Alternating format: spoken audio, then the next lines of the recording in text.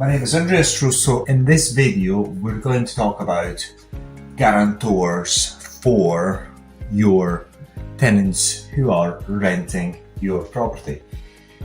As you might have watched other videos of mine on this topic, you know that one of the things you have to make sure is that you've got enough demand so that people are willing to live in your property. Ideally, you want a number of people applying for one unit, one flat, one room, or so on, so that you can ask for a guarantor. The reason for asking for a guarantor is that you have something called peace of mind. It's not as if all guarantors are made equal. When you're selecting a guarantor, you have to make sure that should things go wrong, then you can actually grab them and get them to pay. However, you will never need to do that if they're the right guarantors anyway. So what happened to me in the past is that I got a guarantor that didn't own anything. The guarantor said, once the tenant stopped paying, said, well, you deal with it. I don't want to know anything about it. You can just claim money from the government. To me, the landlord, I should have claimed money from the government. Things that are completely out of order. The only option I had is to sue. She was a renter. So what was the point on suing anyway? When you're selecting a guarantor, make sure that they either own a property.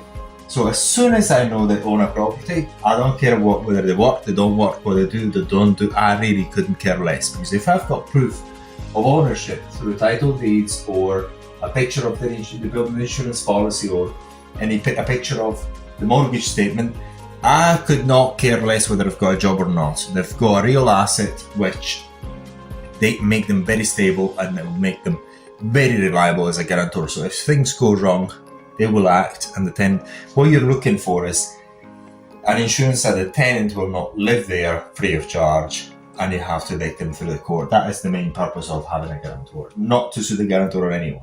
That's not my purpose. If the guarantor owns a limited company, it's really quickly you can go and check on Companies House whether they really own it, they're a director of it or not. It takes nothing, you don't need any proof. You just go to Companies House, get the company name, and see if within the people they are the director or the owner.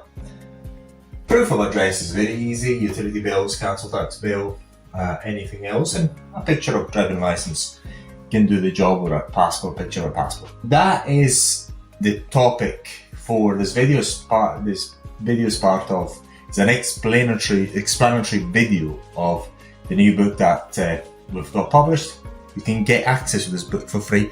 You can buy it from Amazon, but if you just go on the link below, you can get it for free. There's much more information. It's just a summary of what I do with guarantors. So what are the sort of things that I do in terms of securing the rent and securing my peace of mind. Not all tenants will have guarantors. In case, say for example, you've got foreigners usually, if they haven't been in the country long enough, they do not have a guarantor. Some foreigners still have a guarantor.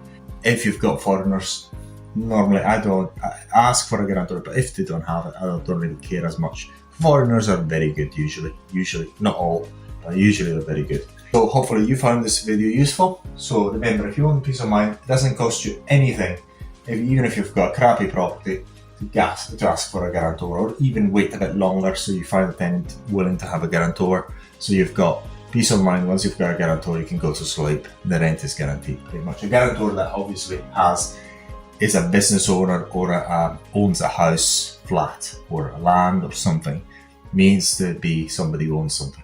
Hopefully you found this video useful. Thank you very much for watching.